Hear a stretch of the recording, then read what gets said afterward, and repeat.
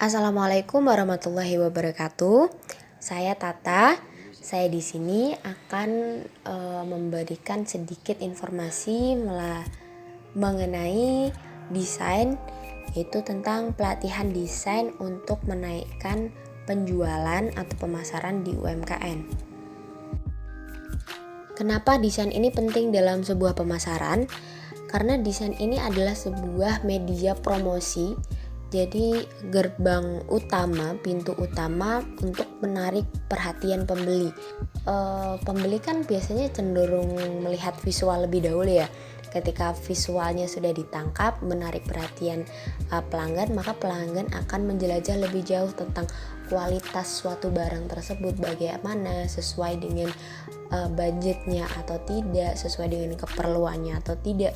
Nah, ketika terjadi kesepakatan, maka akan terjadi juga sebuah jual beli yang mana akan menaikkan penjualan itu sendiri. Selanjutnya di sini saya ingin mengenalkan sebuah platform atau aplikasi yang namanya Canva.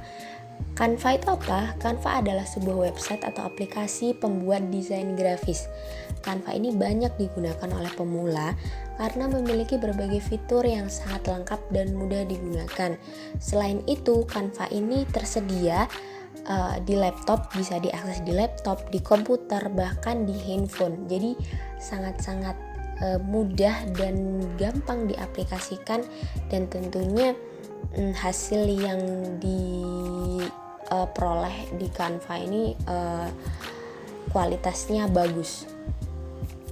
Selain kita membuat poster untuk desain produk di Instagram misalkan, kita juga bisa membuat PowerPoint di Canva, membuat CV juga, dan membuat video animasi. Namun tidak hanya terbatas itu saja. Ketika teman-teman nanti berkunjung di websitenya Canva, maka akan ditunjukkan atau disuguhkan banyak sekali pilihan-pilihan teman-teman mau desain hal apa, seperti itu, banyak sekali. Nah, ini yang tidak kalah penting adalah apa yang perlu diperhatikan dalam membuat sebuah desain. Ada dua pilar yang paling penting, yaitu tentang kombinasi warna dan yang kedua tentang kombinasi font.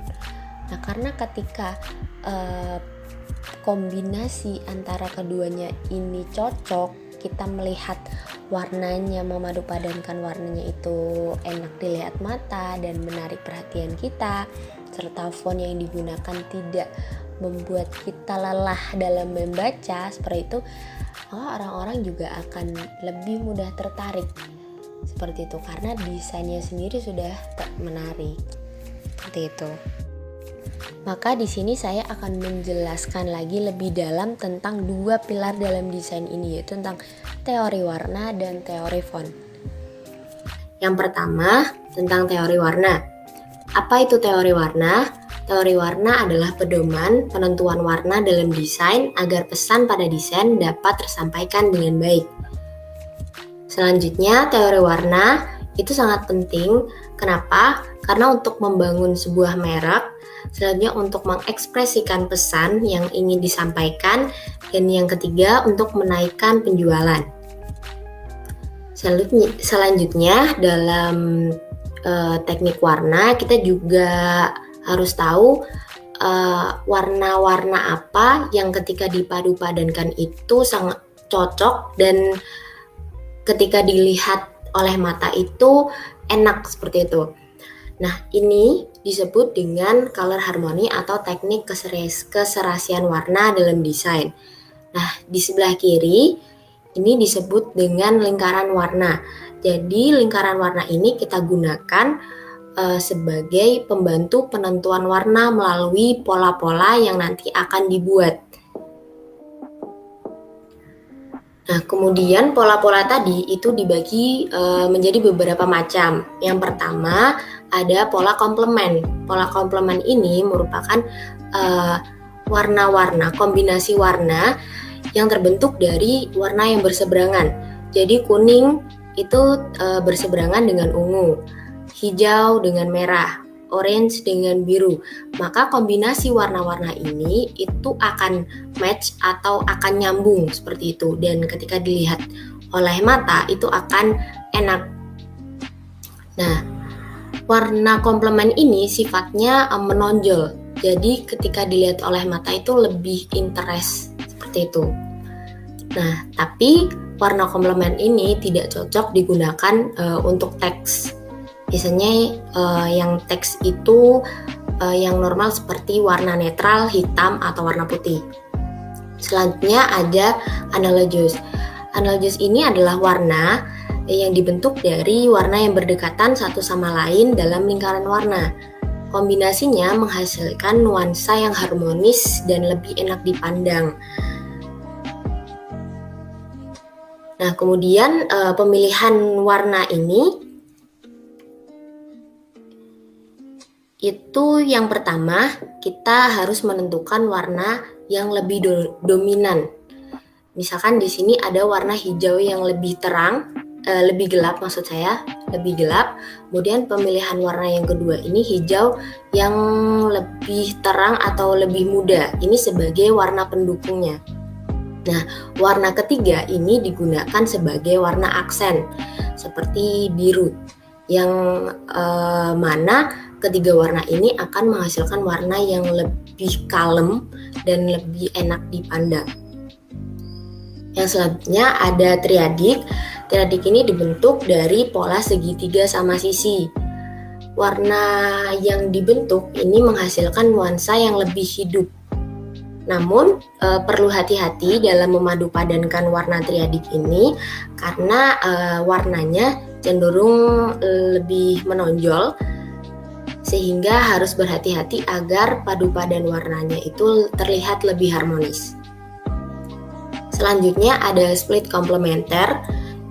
Split komplementer ini menggunakan pola huruf Y seperti huruf Y di sini. Nah, kombinasi dari warna split komplementer ini menghasilkan warna yang indah dan cocok digunakan pada pemula. Jadi untuk pemula-pemula biasanya menggunakan padupadan warna split komplementer karena warnanya ini ada yang cenderung kayak kalem, namun ada yang lebih menonjol, jadi lebih balance seperti itu. Selanjutnya ada tetradik atau rectangle. Ini pola persegi panjang. Nah, warna-warna ini sebenarnya adalah perpaduan antara dua warna komplementer. Komplementer tadi adalah warna-warna yang berseberangan. Kita lihat di sini ada warna merah yang berseberangan dengan hijau, kemudian orange yang berseberangan dengan biru. Nah, kombinasi warna ini karena sama-sama komplementer sehingga yang ditimbulkan itu adalah warna-warna yang menonjol satu sama lain. Nah, biasanya warna-warna seperti ini jika ingin dipadu-padankan itu lebih cocok untuk aksen, sedangkan backgroundnya lebih ke warna-warna netral. Selanjutnya ada persegi. Persegi ini juga hampir mirip seperti yang persegi panjang tadi, namun polanya dia lebih sama sisinya, tapi sama-sama gabungan dari dua komplementer, seperti itu.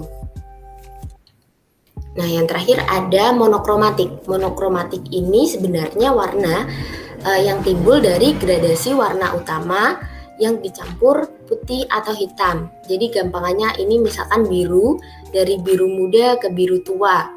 Sama-sama biru tapi warnanya berbeda. Itu yang disebut dengan monokromatik. Nah, selanjutnya kita masuk ke teori penggunaan font. Nah, bagaimana sih kita supaya tidak bingung dan orang itu membacanya tuh lebih nyaman menggunakan font? Tidak, kan banyak biasanya yang menggunakan huruf tegak bersambung dan ketika membaca tuh pusing seperti itu. Nah, perlu kita ketahui ada 5 jenis font. Yang pertama ada serif. Serif ini cirinya dia memiliki tambahan garis kecil di setiap ujung hurufnya. Nah, biasanya serif ini digunakan dalam isi artikel namun lebih terkesan formal, seperti di koran ataupun di berita. Jadi kesannya dia lebih formal. Bisa dilihat di sini. Kalau serif itu ada ujungnya ada bulatan di sini. Jadi ada ujung. Seperti itu. Contohnya biasanya Times New Roman seperti itu. Selanjutnya ada sans serif. Sans serif ini tidak memiliki garis kecil di setiap ujungnya, jadi gundul. Nah, biasanya digunakan dalam isi artikel berita sama seperti serif, namun dia kesannya lebih non-formal. Selanjutnya ada script. Script ini merupakan tulisan tegak bersambung dan umumnya digunakan dalam tulisan yang lebih singkat, bukan tulisan paragraf seperti itu. Karena kalau biasanya digunakan dalam paragraf yang panjang, itu akan membuat pembaca jadi pusing. Selanjutnya ada slap serif. Cirinya seperti tulisan mesin ketik, jadi tulisan jadul.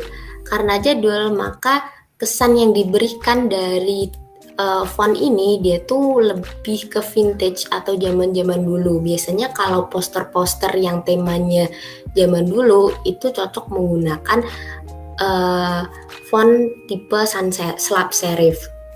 Yang terakhir ada handwritten. Ini adalah font dengan ciri tulisan manusia. Jadi ada yang tegak bersambung ataupun tulisan biasa yang tulisannya mirip dengan tulisan manusia. Ini memberikan kesan yang kreatif dan unik. Nah, biasanya font-font ini digunakan pada isian namun di buku atau di poster. Di buku itu bisa di novel seperti itu. Nah, font dalam desain itu dibagi menjadi 3 bagian.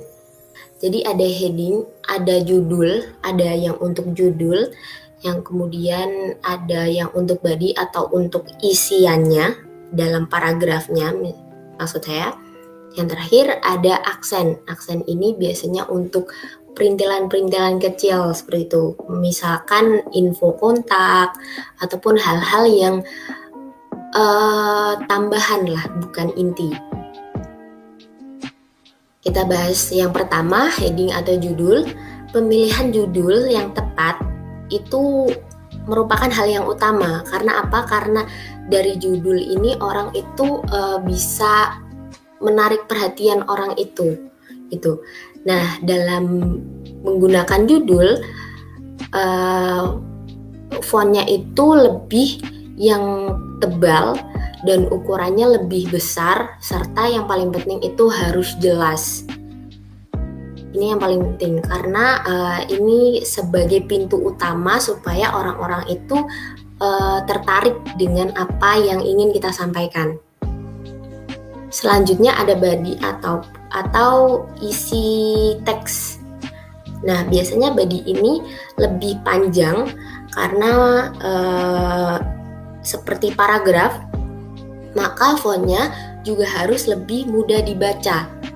Nah, biasanya fontnya ini itu tidak terlalu aneh-aneh gitu ya. Bisa menggunakan yang serif ataupun sans serif seperti tadi. Nah, yang terakhir ada aksen.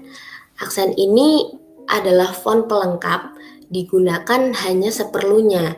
Namun ketika memutuskan untuk digunakan, maka font ini harus bisa lebih menonjol seperti itu.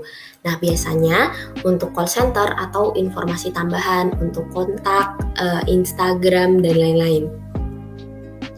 Font ini juga biasanya berjenis sans serif atau serif yang dicetak tebal. Nah, font untuk aksen merupakan sebuah opsi, jadi boleh ada atau boleh tidak. Seperti itu. Nah, selanjutnya saya ingin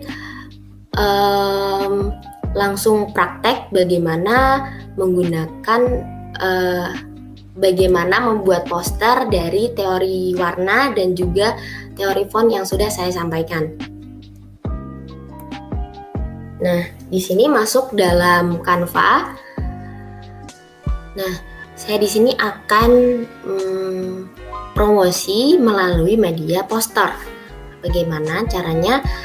Di sini ada kolom search atau kolom pencarian. Kita mencari menggunakan bahasa Inggris ya, karena kalau menggunakan bahasa Indonesia itu di Canva masih sangat terbatas. Tulis saja food poster, enter, maka akan tersedia banyak sekali poster yang bertemakan makanan. Nah, misalkan di sini saya ingin menggunakan poster ini.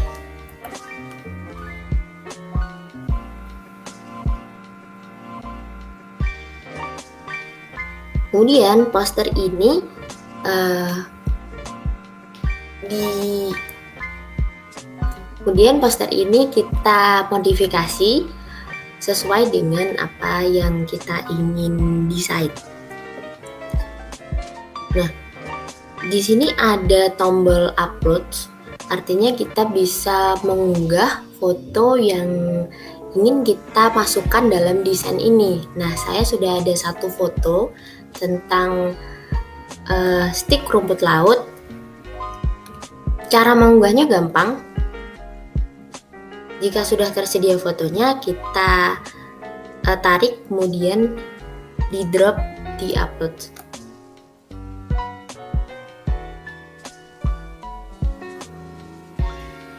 Maka gambar otomatis akan terunggah. Lalu untuk memasukkan dalam poster sini, itu tinggal diklik saja gambarnya dan fotonya akan langsung masuk ke Canva.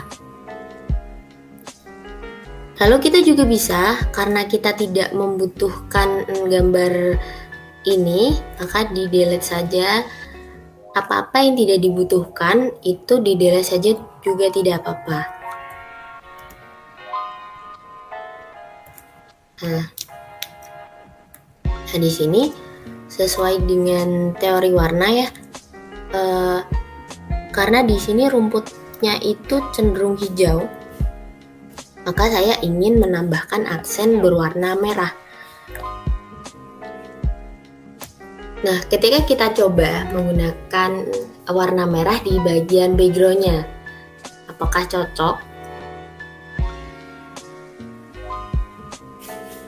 Caranya itu kita klik background-nya, kemudian di sini ada kotak berwarna sesuai dengan warna background, diklik saja dan tersedia berbagai warna.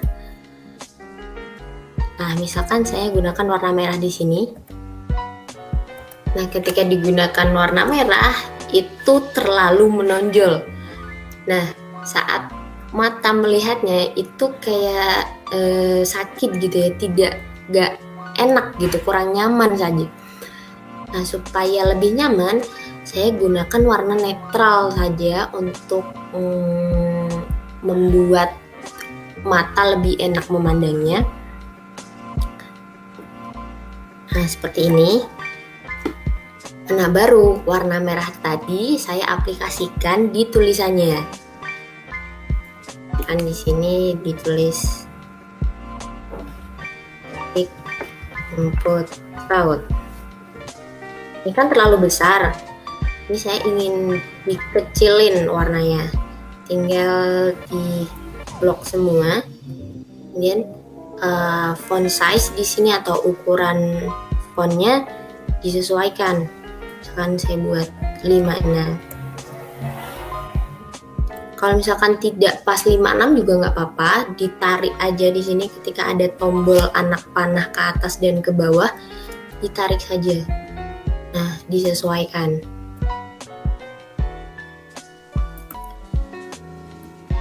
Selanjutnya ini kan saya coba ganti warnanya.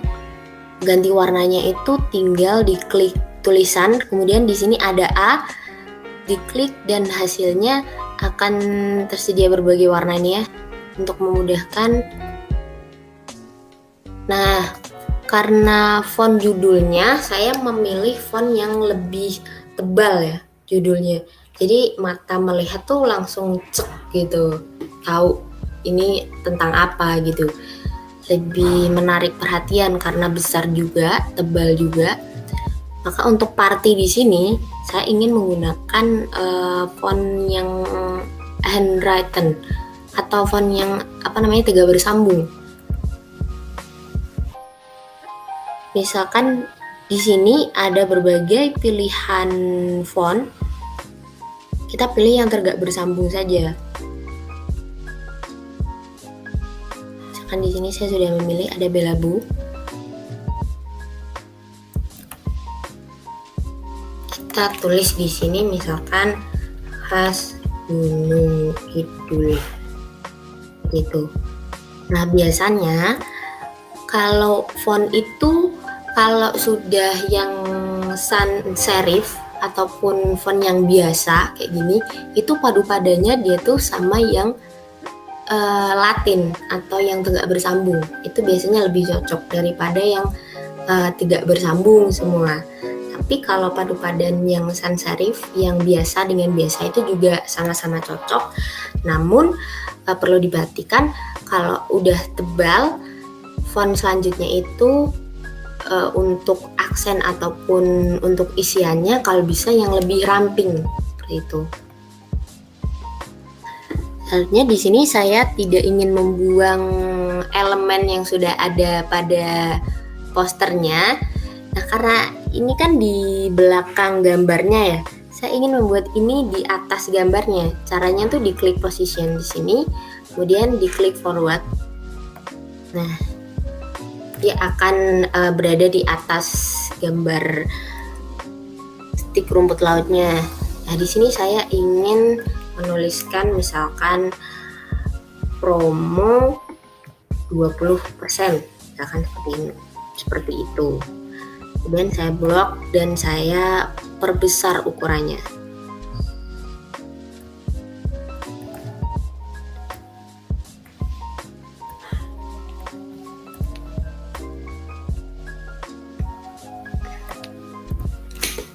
Nah, seperti ini.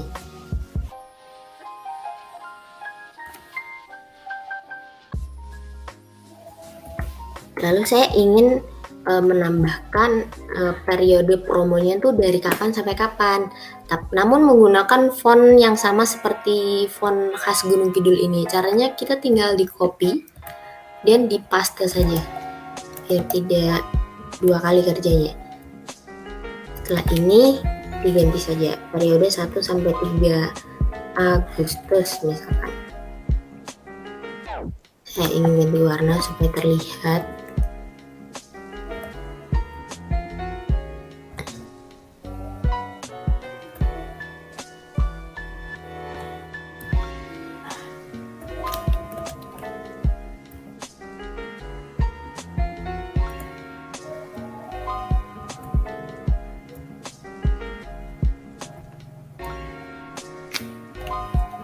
Nah, seperti ini.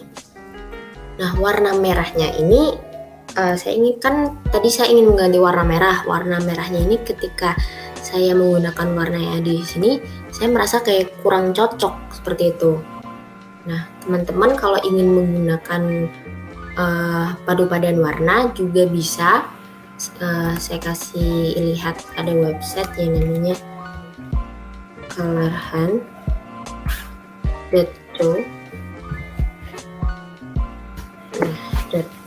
Nah, di sini tersedia berbagai palet warna ataupun gabungan warna. Jadi teman-teman tidak usah bingung memadu padankan warna karena sudah ada. Tapi karena kita sudah tahu teorinya tadi, hijau dan merah, maka kita fokus saja mencari warna merah yang sesuai. Nah, kebetulan karena saya sudah mencari warnanya, di sini saya ada kodenya, saya copy,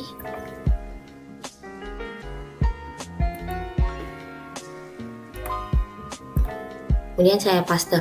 Pastenya tuh tinggal diklik tambah di sini. Nah, di sini akan ada tulisan berupa kode warna karena tadi sudah di copy, kemudian dipaste. Nah, warna merah seperti ini. Nah, promo itu kan biasanya yang untuk menarik perhatian ya. Dan warna merah itu kebanyakan juga untuk menarik perhatian karena warnanya lebih menonjol.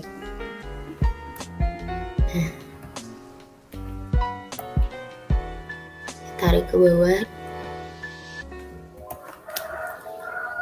Nah, selanjutnya di sini saya ingin kalau biasanya kan orang-orang pengen tahu ya, ini tuh ada nggak ya sosial medianya supaya kita bisa cari tahu atau mungkin pesan secara online gitu. Kan di sini sosial medianya Rumput Laut Jogja, misalkan seperti itu. Warnanya saya buat merah. Nah, saya kan rasa ini kayak plain gitu ya, kayak datar banget gitu. Orang tuh juga ngerasa kayak gak terlalu tertarik nih, karena kayak kurang aksen, kurang sesuatu seperti itu. Nah, teman-teman, di sini ada elements. Elements ini adalah berbagai aksen tambahan untuk membuat desain itu lebih menarik seperti itu. Nah, di sini ada berbagai macam aksennya tuh dari elemen berupa misalkan teman-teman butuh logo Instagram ataupun logo-logo yang lain ataupun bentuk-bentuk seperti kotak, segitiga ataupun lingkaran, anak panah, itu macam-macam ada di sini. Di sini ada kolom pencarian, kita klik saja. Saya butuh liquid, atau liquid itu kayak bentuk-bentuk tetesan cairan seperti itu. Nah, di sini liquid, saya ingin ini tuh lebih biar membuat backgroundnya tidak terlalu datar. Nah, warnanya saya ingin ganti jadi warna kuning.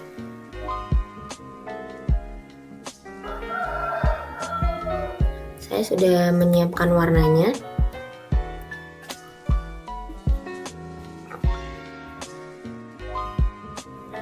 Saya paste di sini. Kemudian supaya ini berada di belakangnya gambar-gambar setelah tulisan, posisinya saya ubah ke backward.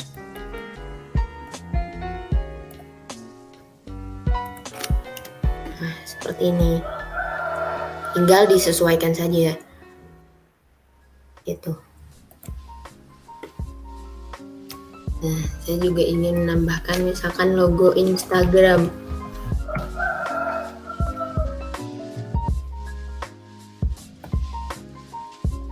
Oh ya, di sini teman-teman, misalkan kan di sini ada yang pro, ada yang free ya.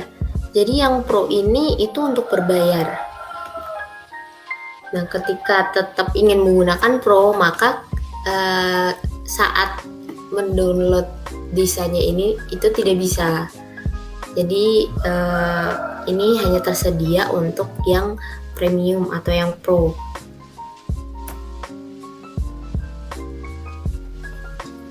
Warnanya saya ubah jadi merah.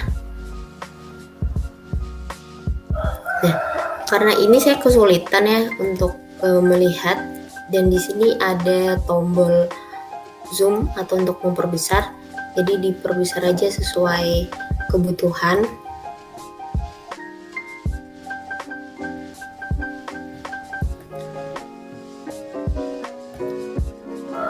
Saya buat rata pinggir. Ukurannya misalkan saya perbesar.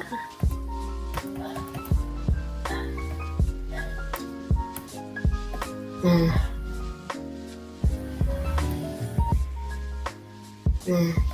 ini jadi.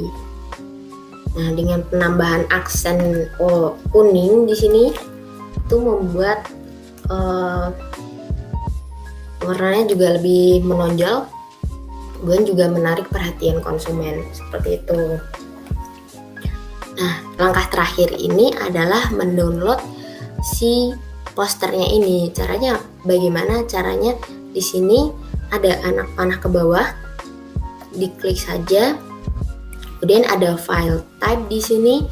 Ini pilihan format untuk mendownload. Ada yang foto dengan format PNG, JPG, ada dengan format PDF atau SVG dan lain sebagainya. Kalau saya ingin pakai PNG saja, lalu diklik download.